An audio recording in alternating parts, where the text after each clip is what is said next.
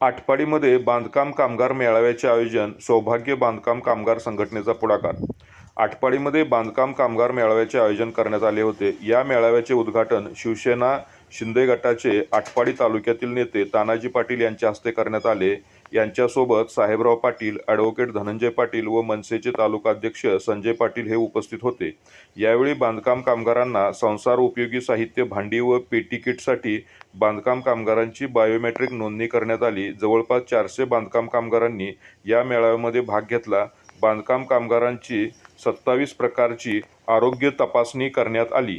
सौभाग्य बांधकाम कामगार संघटनेच्या वतीनं आटपाडी येथे आटपाडी कार्यालयात आपण भांडी संच व पेटिकेट वाटपाचा जो कार्यक्रम घेतला होता. यामध्ये 400 कामगार सभासदांनी भाग घेतला.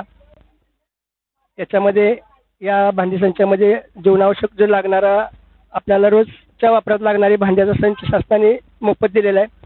त्याचा आम्ही आमच्या बांधकाम कामगार संघटना याच्या वतीनं वाटप करण्यात आलेलं आहे. आज या कॅम्पमध्ये सांगली, सातारा, सोलापूर या जिल्ह्यातील कामगार सभासदांनी इथे येऊन उपस्थित टाकून आपली बायोमेट्रिक केली आणि सर्व कामगार सभासदांनी शिस्तीत लाईनीने घेऊन सहकार्य केलं.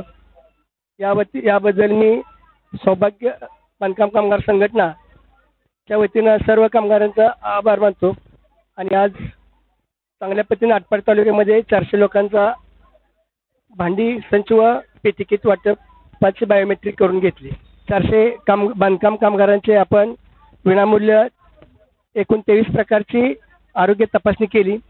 यामध्ये सभासदांचा पूर्ण शारीरिक तपासणी केली आणि पूर्ण मोफत आहे.